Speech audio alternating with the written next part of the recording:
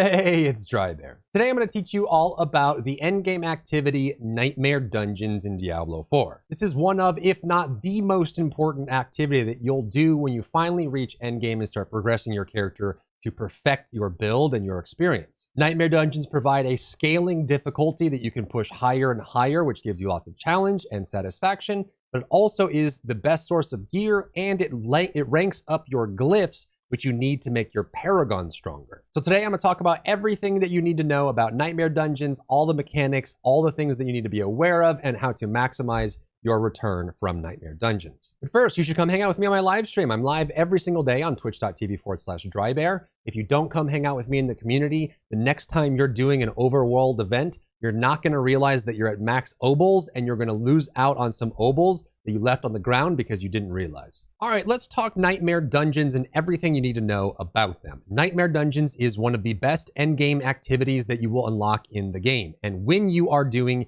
Nightmare Dungeons, all it does is take any dungeon on the map and give it affixes and modifiers and scaling difficulty so you can push higher and higher into the end game. Nightmare Dungeons are unlocked once you complete the campaign and complete the capstone dungeon at level 50 or level 45, in that range. You can complete it in Kyovashad and it unlocks this end game activity. When you first unlock Nightmare Dungeons, you won't have a way to enter them. So let's talk about the progression that you go through in order to get to that point. So you've unlocked Nightmare Dungeons, you've done your capstone dungeon, you're in World Tier 3 Nightmare, you're ready to do the progress, but you don't have the key item, which is the sigils that you get to enter into the Nightmare Dungeons. You will have these sigils. On the sigil itself, it'll show you the dungeon that's attached to it. It'll give you the positive affix, so all of them will have some positive affix. Some of them give you more healing, some more damage, depending on what your damage type is. So you might want to find one that works really well for your build,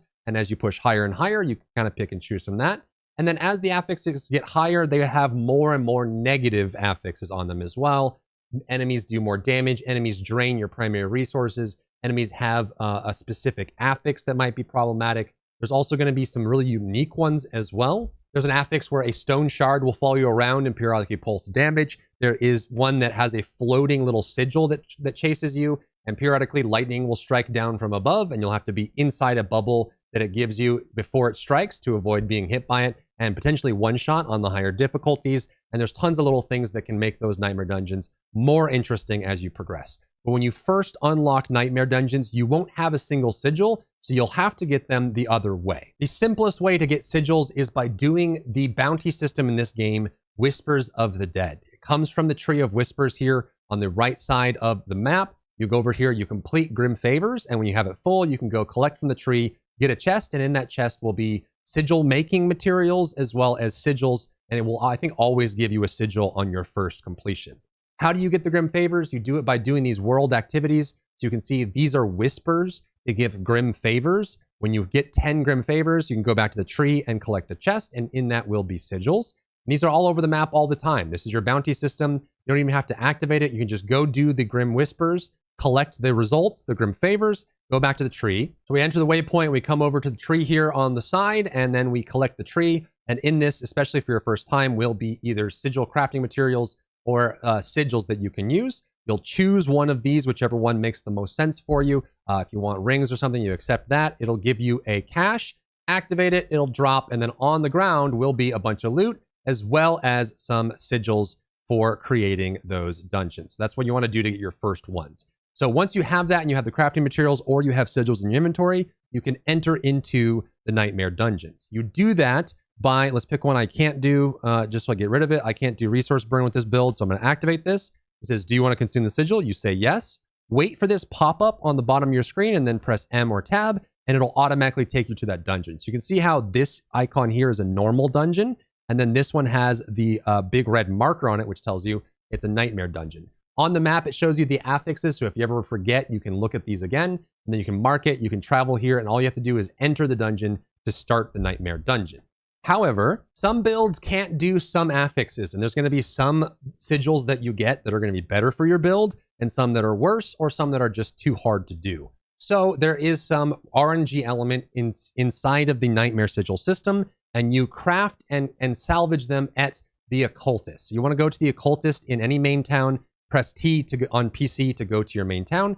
head to the occultist. Then once you're here, go over to the occultist and you'll see once you've unlocked Nightmare Dungeons, these two new tabs at the top left here, craft sigils and salvage sigils. So at any time you can go to your sigils. If there's one you don't want to do, you can salvage it to get the materials from it. So you can kill that. It'll give you some sigil powder. You can also salvage all ancestral or all sacred or all sigils if there's none that you want to do in here. Then once you're done with that, you can go to craft sigils. Like I said, for the first time when you have a sigil that, when you don't have any sigils and you go to the tree, it should give you a whole sigil. It also will probably give you some sigil powder, or if you don't like that, you can salvage it to get some, and you can do more bounties. You can infinitely do Tree of Whispers to get value from that bounty system and keep getting sigils and sigil powder. Then once you're ready, you can go and craft sigils. What you want to know about this is tier 1 Nightmare Dungeon all the way up to tier 20 Nightmare Dungeon is for sacred / tier 3. You have to be on world tier 3 to enter these, and these are the first ones you're going to do, which is the sacred. They go up to level 20. As you progress, the better you do in the dungeon by some calculation they do behind the scenes, it will determine what you can do or what the next sigil that you'll get is, or what drops, or you'll get material, you can make more. This is going to be all RNG, so when you craft this, it'll give you, you craft like for a range, so tier 1 through 5, it'll randomly give you a tier in that range with some random affixes that you can do. So you craft these, make them, see if there's ones that you like, and then if you don't like them, you can salvage them and craft more. However, as you push higher and higher through world tier 3 in Nightmare for sacred gear, you'll eventually push up to tier 20, and then once you do that, you'll start getting close to unlocking world tier 4, which is ancestral sigils, and they go from 21 all the way up to 100, which is currently the highest Nightmare Dungeon that you can do.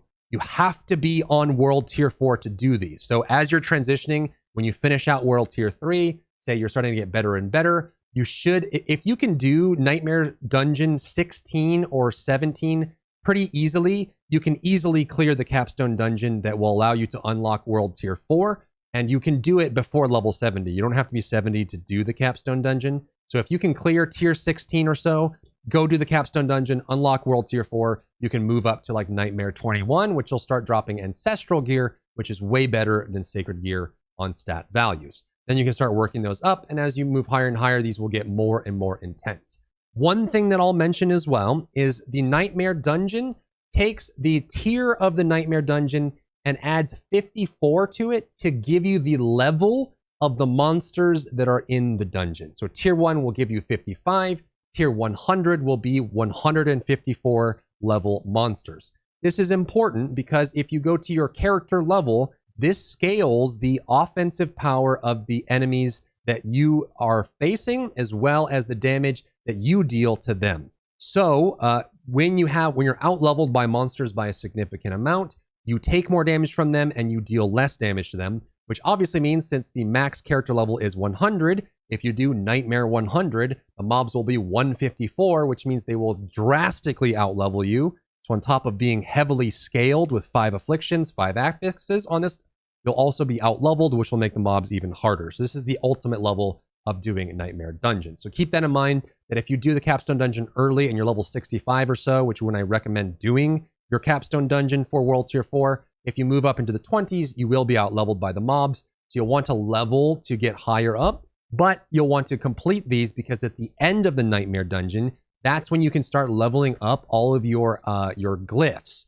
So the glyphs that you get from these Nightmare Dungeons, you can level these up and get them higher and higher level. Level 15 is your optimization point because it makes the radius of your glyph bigger as well, which means you can get more value out of it, and it scales their effectiveness on top of that too. So you do want to level your glyphs. That's how you make your endgame build better, and you want to be doing Nightmare Dungeons on repeat. It's actually one of the best sources of XP.